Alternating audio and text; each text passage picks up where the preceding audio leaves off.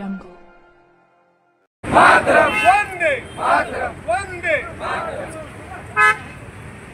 भारत माता की जय भारत माता की जय वंदे मातरम वंदे मातरम वंदे वंदे मातरम भारत माता की जय भारत माता की जय जय श्री राम जय श्री राम जय श्री राम जय श्री राम जय श्री राम जय श्री राम वंदे भारत माता की जय भारत माता की जय वंदे मातरम वंदे मातरम। गेली अनेक वर्ष नवी मुंबईतील चळवळीतून आंदोलनातून घडलेले नेतृत्व डॉक्टर राजेश पाटील साहेब यांचा या ठिकाणी सन्मान होतो। मी बेलापूर मतदारसंघ आणि ऐरोली मतदारसंघाचा जिल्हा जो आपला आहे त्या जिल्ह्यासाठी नवनिर्वाचित अध्यक्ष डॉक्टर राजेश पाटील यांना आज ग फॉर्म आणि त्यांना अध्यक्ष म्हणून निवड केल्याची जाहीर करण्यासाठी आपले लोकप्रिय खासदार आदरणीय मनोज कोटकजी साहेब इथे आलेले आहेत। त्यांचं आम्ही सर्व मिळून टाळ्याच्या गजरामध्ये स्वागत करत आहोत।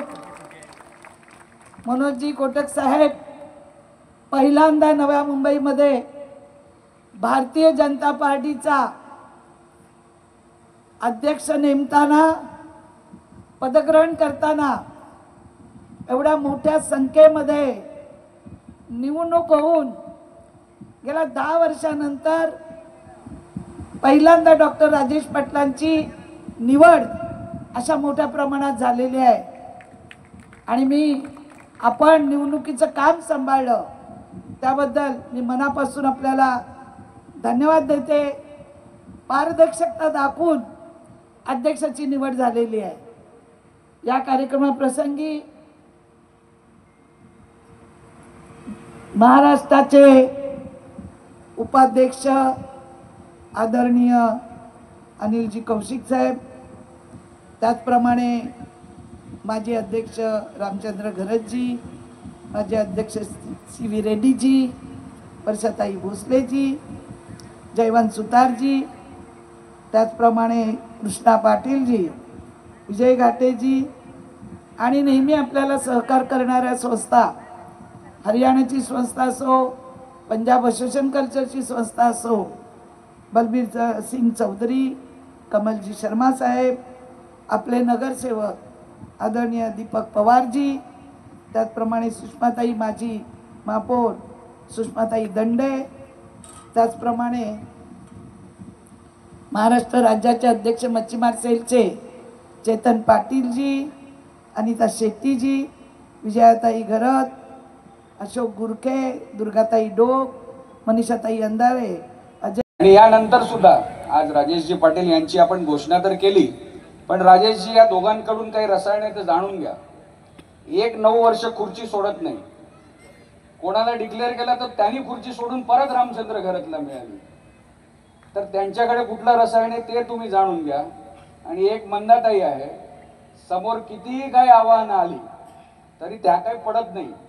आणि भारतीय जनता पार्टी आणि मंदाताई, भारतीय जनता पार्टी आणि रामचंद्र घरत, भारतीय जनता पार्टी आणि सी.व्ही. रेड्डी, हे गणित आणि समीकरणामधून आपल्याला लक्षात येणार की कार्यकर्त्यांच्या मेहनतीमुळे आणि जनतेच्या प्रतिसादामुळे भारतीय जनता पार्टी नवी मुंबईमध्ये एक उच्च स्थानावर पोहोचली। आणि निश्चितच राजेशजी पाटील हे मनमिळावू व्यक्तित्व आहे।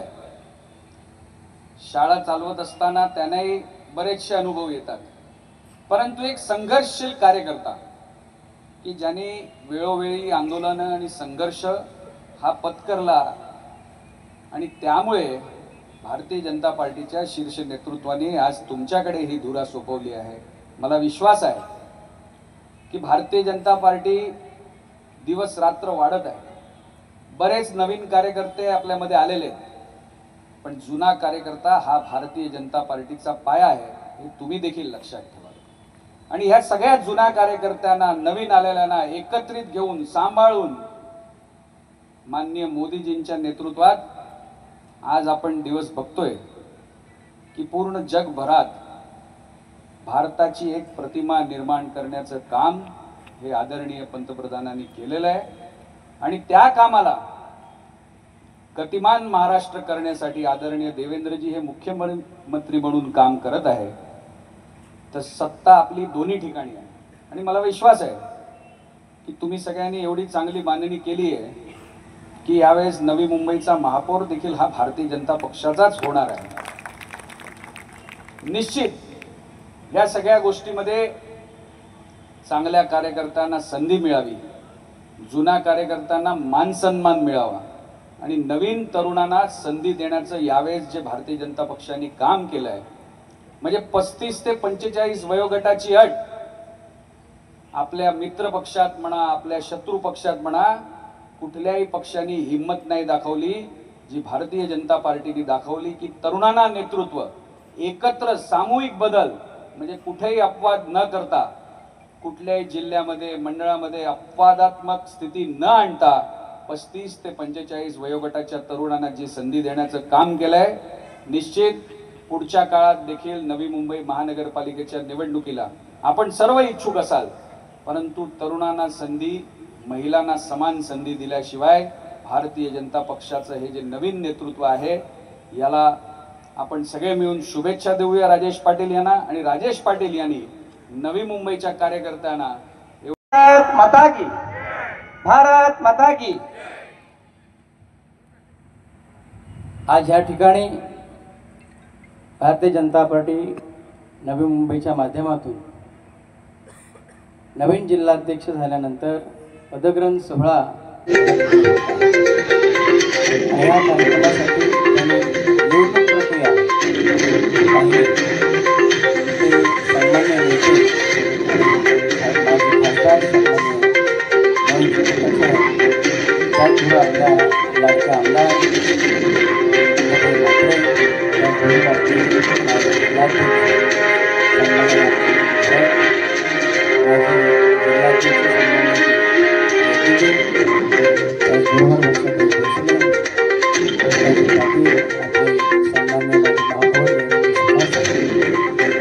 सन्मान्य सर्व नेतेदार, सन्मान्य सर्व मंडळाध्यक्ष, उपस्थित सर्व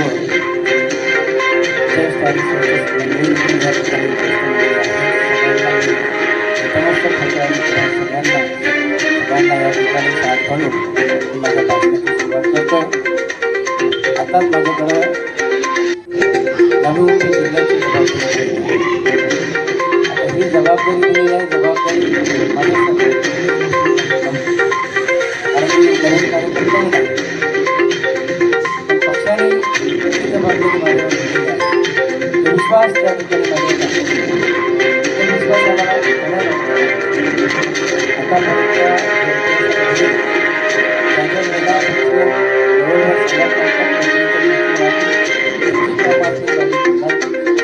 सन्मान्य वाटते आपल्या आपले सन्मान्य मंत्री महोदय प्रमाणे आणि महामंत्री असताना आपल्याला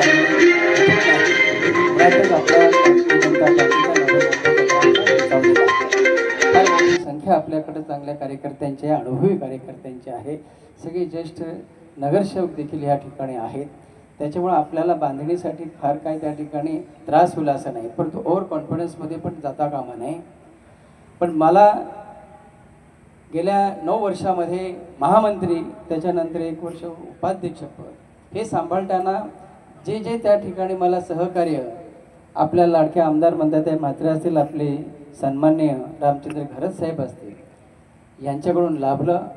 तुमच्याकडून देखील त्या वेळेला कार्यक्रम करताना, बैठका घेताना देखील मला त्या ठिकाणी तुमची साथ लाभली आणि तुमच्या सहकार्याबद्दल पहिल्यांदा मी तुमचं सगळ्यांचा आभार मानतो. कारण तुम्ही मला त्या वेळेला मदत केली, त्या वेळेला सहकार्य केलं, म्हणून आपण बऱ्याचशा बैठका आणि बऱ्याचशा संघटनात्मक रचना पूर्ण करण्यासाठी 2-3 गोष्टी या ठिकाणी सांगू इच्छितो. जिल्हाध्यक्ष झालेला आपल्याला संघटनात्मक बांधणी आहे, परंतु आपल्याला मंडळ स्तरावरची रचना, जिल्ह्याची रचना, जिल्ह्यानंतर आपली प्रकोष्ठ सगळी बाजूने आपल्याला ह्या दिवसात करणार त्याप्रमाणे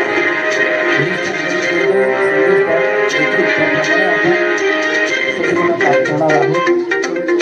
उद्यापासून जिल्ह्याची कार्यक्रम आपल्या प्रकोष्ठ मोर्चे असेल, महिला मोर्चे असेल, युवा मोर्चे असेल, त्या सगळ्यांची रचना ही संघटनाच्या माध्यमातून ह्या रचनेच्या माध्यमातून आपल्याला त्या ठिकाणी आपण ग्रासरूटवर आपला कार्यकर्ता तयार करतो आणि ही तयार करताना आपल्याला कोणी नवीन आहे कोणी जुना आहे हा भेदभाव त्या ठिकाणी करू आपल्याला सगळ्या कार्यकर्ते बघा दिंडी जाते त्या दिंडीमध्ये कोणी भाविक जातो, कोणी विकावशी जातो, कोणी सगळे जातो. त्या ठिकाणी सांगतो का भाविका त्या बाजूकडे येऊ नका अशी काही आपला कार्यकर्ता सक्षम असतात. आपल्या कार्यकर्त्यांचे मतदान आणि दोन आमदार आपल्याकडे आहेत, मंत्री आहेत आणि एवढी मोठी संख्या नगरसेवक आहे.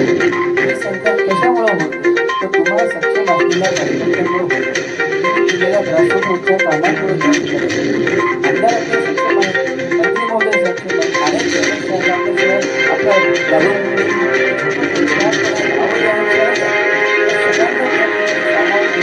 सगळ्यांच्या याचं निराकरण आपले वरिष्ठ करतच आहेत. यापुढे देखील ज्या ज्या गोष्टी त्या ठिकाणी असतील तुम्ही देखील ह्या गोष्टीवर लक्ष ठेवा. निश्चितपणे आपण या सगळ्या गोष्टींचं निराकरण करण्याचा प्रयत्न करू. आपल्याकडं आज आपले या ठिकाणी आपले आमदार आहेत, आपल्या मंत्री महोदय आहेत, आपली राज्यात सत्ता आहे, आपली केंद्रात सत्ता आहे.